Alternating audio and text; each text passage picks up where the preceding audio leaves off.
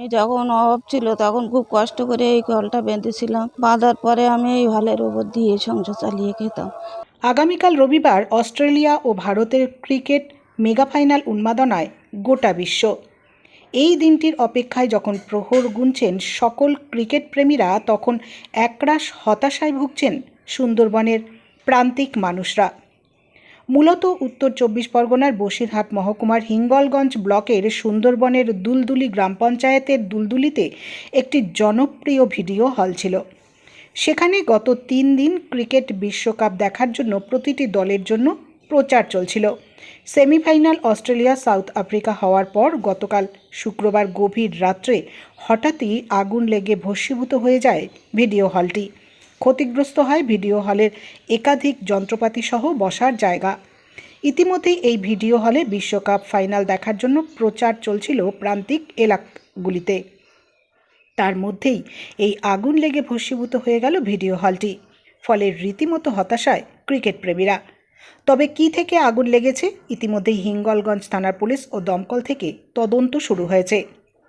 35 থেকে 40 বছরের এই ভিডিও হলটি এলাকার একটি প্রাচীন ভিডিও হল বলে পরিচিত।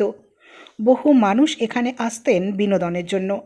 আগুন লেগে গিয়ে ক্ষতিগ্রস্ত হওয়ার ফলে হতাশাসহ একরাশ আক্ষেপ সুন্দরবনের মানুষদের।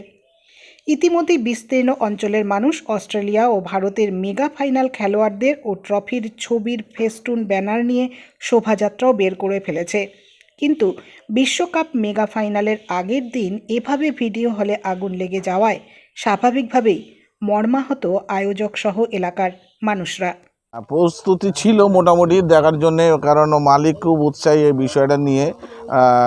সেই কারণে উনি চেষ্টা করতেন যে যাতে এতে চালানো যায় আর কি। সিনেমা হলের নামটা কি ছিল? মা তুলসী ভিডিও কর্নার। কোথায় এটা? দুলদুলি। কি নাম আপনার? বিশু হালদার। আমি যখন অভাব ছিল তখন খুব কষ্ট করে এই কলটা বেঁধেছিলাম। বাঁধার পরে আমি এই হলের উপর দিয়ে সংসার চালিয়ে খেতাম। তারপরে আমার মানে এই সিনেমা বন্ধ হয়ে গেল, তখন আমার এই হল বন্ধ হয়ে গেল। আমি আর কোনো উপায় করতে পারতাম না, তাই করে ওইভাবে সংসার চালিয়ে খাচ্ছিলাম। এখন হঠাৎ রাত্রিবেলায় আমার এই হলটা আগুন লেগে সব ক্ষতি হয়ে গেছে। এখন এই ক্ষতিপূরণের জন্য আপনারা কী ব্যবস্থা করবেন?